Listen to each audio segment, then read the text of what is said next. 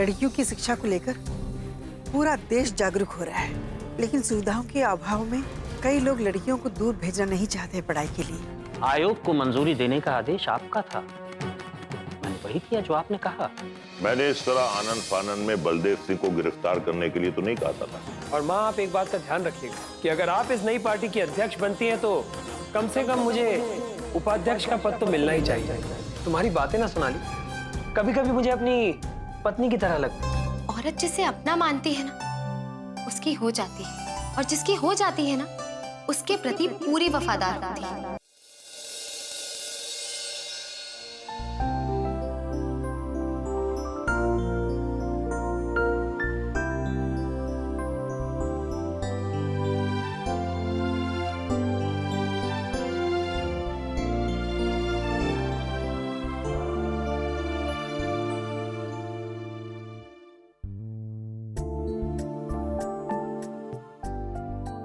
आजकल घर तुम फिर से देरी से आने लगी हो। चुनाव की गहमागहमी तो खत्म हो चुकी है ना?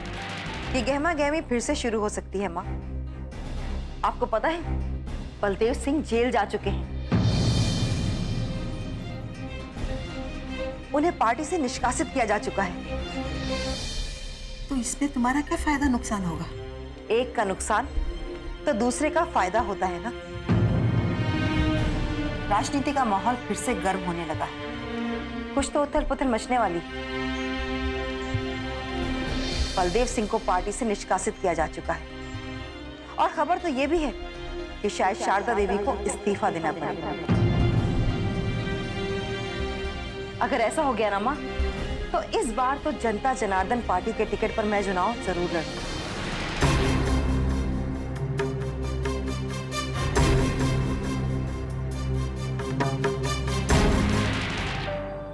बेटा, बार बार मैं तुम्हें यही समझाने की कोशिश कर रही हूँ कि जिंदगी के सफर में ये सब कुछ चलता ही रहेगा। पता नहीं तुमने अपने आप को क्यों इस तरह से जिंदगी गुजारने का फैसला कर लिया है। मैं तुम्हें समझाने की कोशिश करती हूँ, लेकिन तुम पर कुछ असर ही नहीं होता। जब आपको पता है कि समझाने का मुझ पर कोई असर नहीं होगा, तो इस बात को छेड़ने का क्या मतलब है? क्यों आप बार बार इस बात को छेड़ती हैं? इसलिए कि जिंदगी को जितना मैंने समझा है ना, उतना तुमने नहीं समझा। जिंदगी हर कदम पर इम्तिहान लेती है तो सीख भी देती है, लेकिन पता नहीं क्यों तुम समझना ही नहीं चाहती। रास्ता खुला हो और मंजिल सामने हो और कोई कदम ना उठाए, ये तो बड़ी दुख की बात हो गई ना। मेरे कदम तो मंजिल की तरफ बढ़ चुके हैं, लेकिन पता नहीं मुझे क्यों लगता है कि आप मुझे पीछे खींचना चाहती हैं। आखिर आप कहना क्या चाहती हैं माँ? जितनी बार भी मैंने आशीष से बात की, उतनी बार मुझे ऐसा ही लगा है कि उसे आज भी तुम्हारा इंतजार है। उसने अब तक शादी नहीं की। कैसे पता नहीं चलता है कि वो तुम्हें कितना चाहता है? इसलिए मुझे तो ऐसा लगता है तकदीर तुम दोनों को एक बार फिर से करीब लाना चाह रही है, और तुम इस मौके को क्यों ठुकरा रही हो?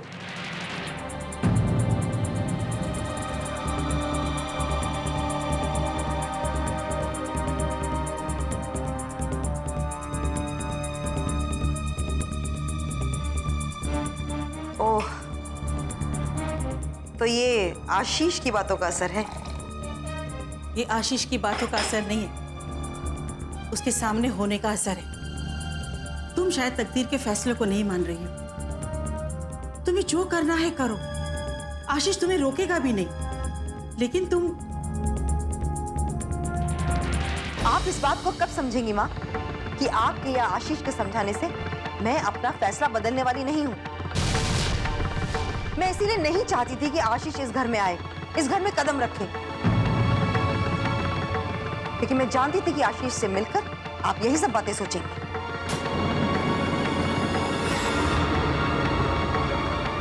तो क्या एक माँ का सोचना गलत है? हाँ, बिल्कुल गलत है। जब मैंने कह दिया कि मैं शादी नहीं करना चाहती, तो आप क्यों मेरे पीछे पड़ी हैं? क्यों मुझे मजबूर करना चाहती हैं आप? अफसोस तो मुझे इस बात का है कि मेरा दिल तुम्हारी बातें मानने को तैयार नहीं है, और तुम मेरी बातें मानने को तैयार नहीं हो। हाँ, और मुझे बार बार ये बात कहकर डिस्टर्ब मत कीजिए प्लीज।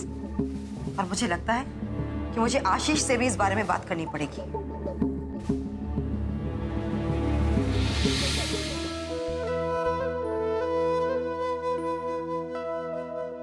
जीते जी तुम्हें हरगिज बर्दाश्त नहीं करूंगी कि तुम इस अकेलेपन की आग में जलती रहो, लेकिन तुम मेरी बात सुनने को तैयार नहीं हो। इससे अच्छा तो कि मैं मर जाती, कम से कम ये दिन तो ना देखने पड़ते मुझे।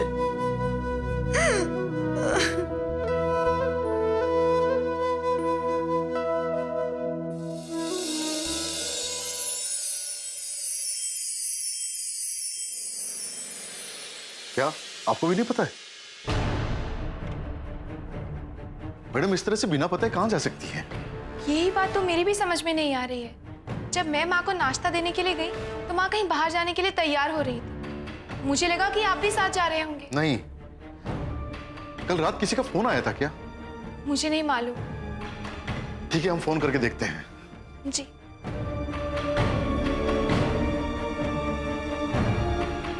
नई पार्टी की तैयारियां कैसी चल रही हैं प्रदीप जी?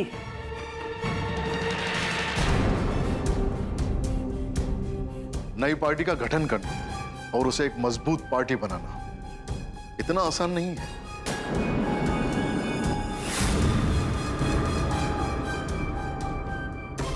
ये कैसी उल्टी बातें कर रहे हैं आप प्रदीप जी? पापा हमेशा कहा करते थे कि मंजिल तक वही लोग पहुंचते हैं जो सफर की शुरुआत करते हैं, और आप तो सिर्फ ये सोचकर थम गए हैं कि पता नहीं मंजिल मिलेगी या नहीं। किसी भी मंजिल तक पहुंचने के लिए सफर यूं ही शुरू नहीं किया जाता है, बहुत सोच समझकर कदम उठाना पड़ता है, वरना इंसान भटक कर कहीं से कहीं पहुंच जाता है और वो सही रास्ते की जगह कहीं दूसरे गलत रास्ते पर पहुंच जाता है। आप ऐसी बेफिजूल की बातें करेंगे मैंने कभी सोचा भी नहीं था। आप क्या चाहते हैं कि पार्टी का गठन ना हो? नहीं, हम सिर्फ इतना चाहते हैं कि सही ढंग से हो और सही वक्त पर हो। तो आपको क्या लगता है आज ये सही वक्त नहीं है? जब पापा के सम्मान पर आंच आई है तो अगर अभी पार्टी का गठन नहीं होगा तो कब होगा? रेतीले रेगिस्तान में सफर करने के लिए मौसम का अंदाजा होना बहुत जरूरी है। आप सफर तो करना चाहते हैं, लेकिन आपको मौसम का अंदाजा नहीं। प्रदीप जी आप कहना क्या चाहते हैं? ये हमारा फैसला नहीं है, लेकिन सही राय देना यही हमारा काम है, और हमारे विचार से पार्टी के गठन के लिए ये वक्त ठीक नहीं है। एक नई पार्टी को खड़ा करने के लिए ना तो आज सर यहां है और न ही पार्टी को खड़ा करना हमारे बस की बात है। प्रदीप जी आपने तो सारी बात ही खत्म कर दी। देखिए राजवीर जी, नई पार्टी का गठन तो हो सकता है, लेकिन इसके लिए मैडम जी को अपने पद से त्यागपत्र देना होगा, और जनता ने जो जनादेश दिया है उसे भी ठुकराना होगा, और ये बात जनता को अच्छी नहीं लगेगी। ऐसा करने वाले अपने पद से ही नहीं, अपनी प्रतिष्ठा भी खो बैठते हैं। तो आप कहना क्या चाहते हैं कि नई पार्टी का गठन नहीं होना चाहिए? हालात तो यही कहते हैं, और वैसे भी फैसला सर को, मैडम को और आपको लेना है।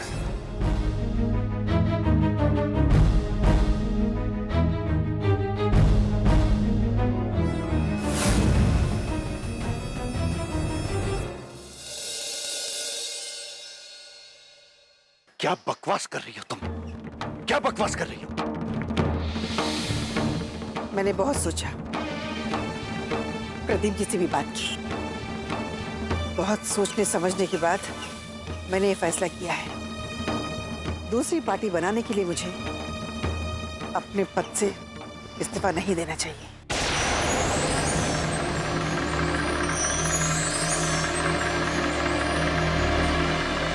तुम वही करोगी जो मैंने तुमसे कहा है, वही। दूसरी पार्टी बनाकर ही उन लोगों को जवाब दिया जा सकता है जिन्होंने मुझे इस हालत में पहुंचाया है।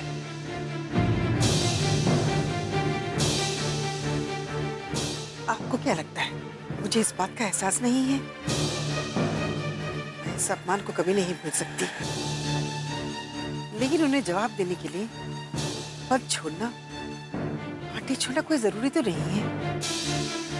तुम नहीं समझ रही हो शारदा, फिर तुम उस पार्टी में रहकर भी कुछ नहीं कर सकती। मैं खुद से प्रण लिया है, मैं इसी पार्टी में रहकर आपका खोया हुआ सम्मान दिलाऊंगी,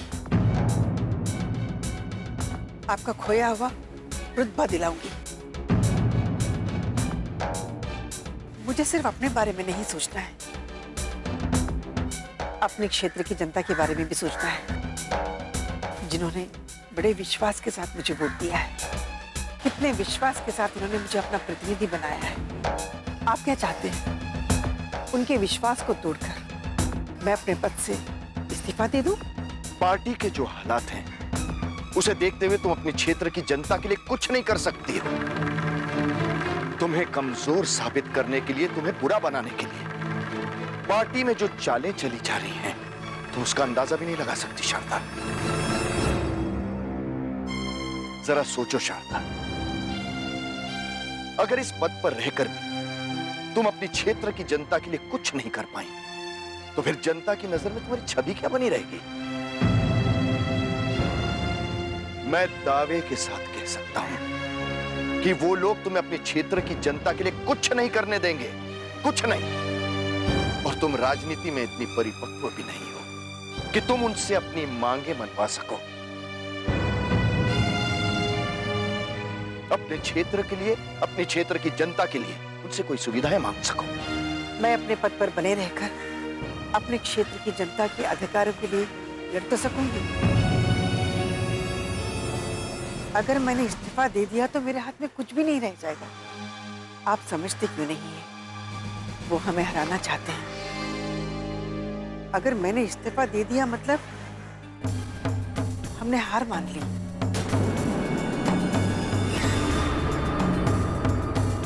और मैं हार कभी नहीं मानूंगी। मैं उसी पार्टी में रहकर आपको अपना मुकाम वापस दिलाऊंगी।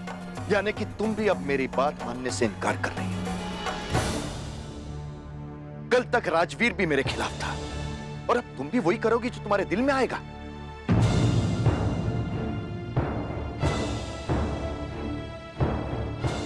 मैं सिर्फ इतना कहना चाहती हूँ, मैं जो कुछ भी करूंगी सिर्फ और सिर्फ आपके लिए करूंगी। सबसे पहले आपकी रिहाई जरूरी है। जल्दबाजी में आके मैं ये फैसला नहीं करना चाहती कि मैं इस्तीफा देकर खुद को कमजोर कर लूं। नहीं, अगर मैंने ये फैसला किया है तो सोच समझ कर किया है। मैडम जी, मिलने का टाइम खत्म हो गया है।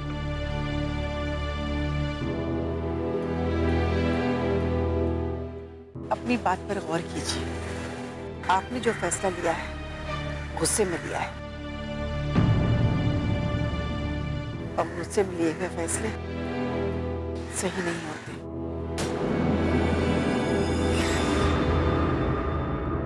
मैं चलती हूँ।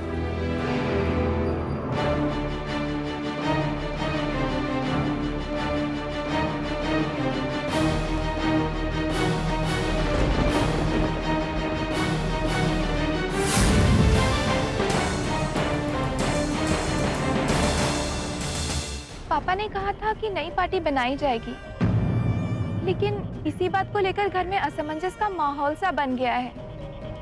भैया को लगता है कि नई पार्टी के अंदर उन्हें कोई ऊंचा पद दिया जाएगा। जिंदगी का भंवर है। क्या ये खबर सच्ची है त्यागी जी?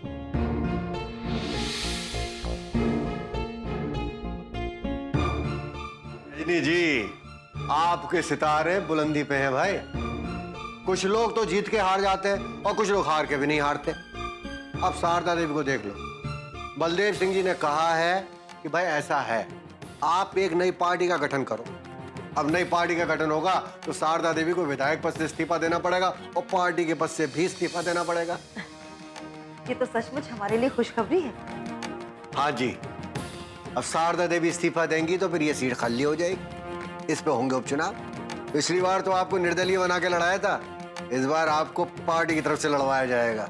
वैसे मीडिया के जरिए मुझे ये खबर मिली थी, लेकिन मैंने इसे गंभीरता से नहीं लिया था। अब गंभीर हो जाइएगा रजनी जी। बलदेव जी ने अनजाने में ये नई पार्टी का गठन करने का फैसला करके आपके तकदीर के दरवाजे खोल दिए और अपने लिए सारे दरवाजे बंद कर लिए। अब आप यूं सोच लीजिएगा कि उनका राजनीतिक जीवन बिल्कुल आखिरी कगार पे है। ये फैसला उन पे कितना भारी पड़ने वाला है, इस बात का अंदाज उन्हें सपने में भी नहीं होगा। नई पार्टी बनाने का फैसला तो वो 20 साल पहले भी नहीं कर पाए थे। अब शारदा देवी क्या खाक नई पार्टी खड़ी कर पाएंगी? वही सब सोच के तो मैं कह रहा हूं कि इस बार आपकी जीत पक्की है और आपको जिताने के लिए पार्टी अपना पूरा जोर लगाएगी, ये मेरा विश्वास है। वैसे भी बहुत कम वोटों से हारी थी मैं, बस जीतते जीतते हार गई थी। अगर शारदा देवी ने इस्तीफा दे दिया ना, तो जनता की नजर में ना तो वो गिर ही जाएंगी। आप देख लीजिएगा, बहुत भारी बहुमत से जीतूंगी मैं। अब तो बस इसी बात का इंतजार है कि किसी तरह से नई पार्टी का गठन की घोषणा हो जाए और शारदा देवी अपना इस्तीफा सौंप दें। बस इन्हें कोई सलाह देने वाला ना मिल जाए। तो जहां तक मेरा अंदाजा है, मिलेगा नहीं इस बार।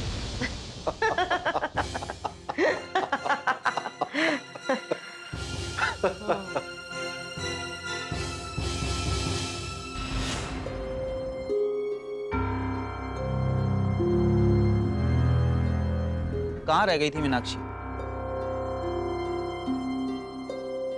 घर से निकलने में देर हो गई। माँ घर पर थी नहीं और भैया प्रदीप जी पर नाराज हो रहे थे। राजवीर, वो क्यों? प्रदीप जी ने क्या किया? घर में नई पार्टी के गठन को लेकर बातें चल रही हैं। अरे हाँ, मैं तुमसे पूछने ही वाला था। कैसी बातें सामने आ रही है मीनाक्षी? पापा ने कहा था कि नई पार्टी बनाई जाएगी, लेकिन इसी बात को लेकर घर में असमंजस का माहौल सा बन गया है। भैया को लगता है कि नई पार्टी के अंदर उन्हें कोई ऊंचा पद दिया जाए और प्रदीप जी का कहना है कि इस वक्त नई पार्टी का गठन ठीक नहीं होगा। प्रदीप जी ठीक कह रहे हैं मीनाक्षी, क्योंकि अगर नई पार्टी का गठन हुआ तो ये बहुत बड़ी भूल साबित होगी। प्रदीप जी भी सबको यही समझाने की कोशिश कर रहे हैं, लेकिन अब ये फैसला तो बस माँ को ही करना है। माँ जी ने तो अभी अभी राजनीति में कदम रखा है। ख्याल तो तुम्हें रखना चाहिए कि वो कोई गलत फैसला ना ले ले। इस मुद्दे को लेकर सारे चैनल्स पर चर्चा गर्म है, इस पर बहस चल रही है।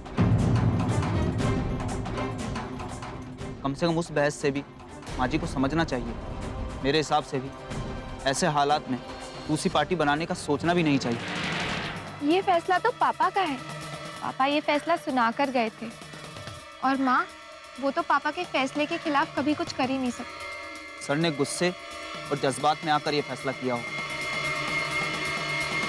क्योंकि ये फैसला समझदारी का फैसला तो नहीं हो सकता। और अगर माँ जी ने नई पार्टी बनाने के लिए इस्तीफा दे दिया तो ये उनके राजनीतिक करियर की बहुत बड़ी भूल होगी, क्योंकि जनता बार बार किसी को मौका नहीं देती। सिर्फ एक ही मौका होता है किसी के लिए, और अगर वो हाथ से निकल गया तो फिर कुछ भी नहीं हो सकता। मीनाक्षी,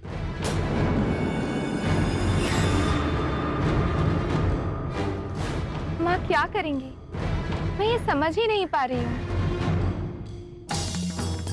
एक तरफ तो पापा चाहते हैं कि नई पार्टी का गठन हो, और भैया वो ये उम्मीद लगाए बैठे हैं कि अगर नई पार्टी का गठन हुआ तो उन्हें ऊंचा पद मिलेगा। एक और प्रदीप जी हैं जो ये कह रहे हैं कि नई पार्टी का गठन इस वक्त होना ठीक नहीं है, और तुम भी यही कह रहे हो। हाँ, प्रदीप जी अपने अनुभव के आधार पर नई पार्टी का गठन न करने की सलाह दे रहे हैं। तुम इस बात को समझ रही हो कि अगर माँ जी ने इस्तीफा दे दिया तो कितनी आवाजें उठेंगी, कितनी अटकलें लगाई जाएंगी। विरोधी तो यही बात फैलाएंगे कि माँ जी के अंदर ये काबिलियत ही नहीं थी कि वो ये पद संभाल सके, इसीलिए उन्होंने नई पार्टी बनाने के नाम पर इस्तीफा दे दिया। वो उस पद के लायक थी ही नहीं। पापा कहते हैं कि नई पार्टी का गठन होना चाहिए और आप कहते हैं कि नई पार्टी का गठन नहीं होना चाहिए। हमने तो कहा था कि फैसला आप ही लोगों को करना है। उसी फैसले को जानने के लिए मैं माँ का इंतजार कर रहा हूँ। जिंदगी एक भंवर है। माँ जी की खामोशी ने मीडिया में चल रही इस खबर को और बल दिया है कि माँ जी नई पार्टी बनाने वाली है। उन्हें तुरंत इस बात का खंडन करना चाहिए। चलो मैं माँ जी को समझाता हूँ। वैसे माँ जी है कहाँ? जब मैं निकली तब माँ कहीं बाहर गई हुई थी, अब तक आ गई होंगी। चलो हम चलते हैं उनसे मिलने। ठीक है।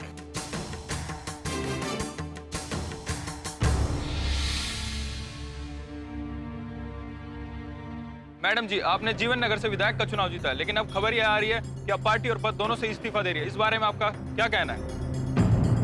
खबर ये भी आ रही है कि बलदेव जी की ना होने की वजह से आप दूसरी पार्टी का गठन करने वाली है। कौन देता है आपको ये सारी खबरें जिनमें कोई सच्चाई नहीं है? कोई भी न्यूज़ चैनल किसी भी खबर को बिना जानकारी के ब्रेकिंग न्यूज़ बना देता है ना, तो बहुत तकलीफ होती है।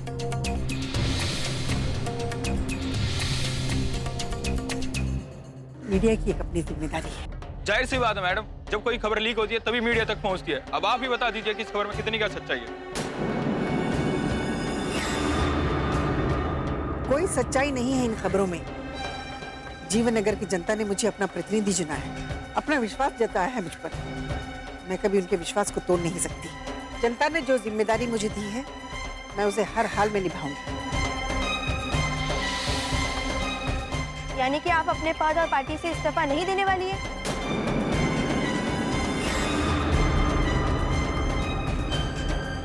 हरगिज नहीं, मैं अपने पद पर बनी रहूंगी। लेकिन खबर यह भी है कि बलदेव सिंह जी की गिरफ्तारी हुई है और पार्टी की अंदरूनी कलह की वजह से इस मामले में पार्टी ने उनका कोई साथ नहीं दिया और इसलिए अब वह दूसरी पार्टी बनाने की तैयारी कर रहे हैं। मैंने कहा ना, ऐसी कोई बात नहीं है। मैं उस पार्टी की सदस्य हूँ और उस पार्टी में रहकर मैं अपना काम करती रहूंगी। और हाँ, दूसरी कोई पार्टी बनने वाली नहीं है और ना ही मैं अपने पद से इस्तीफा देने वाली हूँ। धन्यवाद। मैम एक और क्वेश्चन मैम।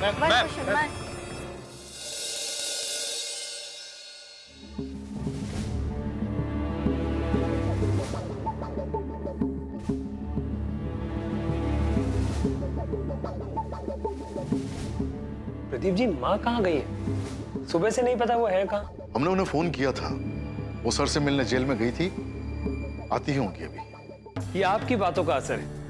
जो माँ किसी को बिना बताए सुबह सुबह पापा से मिलने चली गई। आपने असमंजस फैला रखा है। पापा कहते हैं कि नई पार्टी का गठन होना चाहिए और आप कहते हैं कि नई पार्टी का गठन नहीं होना चाहिए। हमने तो कहा था कि फैसला आप ही लोगों को करना है। उसी फैसले को जानने के लिए मैं माँ का इंतजार कर रहा हूँ।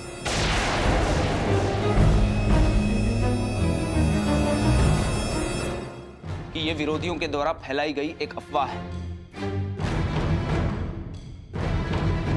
कोई नई पार्टी का गठन नहीं होने वाला है। धन्यवाद आदित्य। वैसे ये बात मीडिया के सामने मैंने आज ही कही है।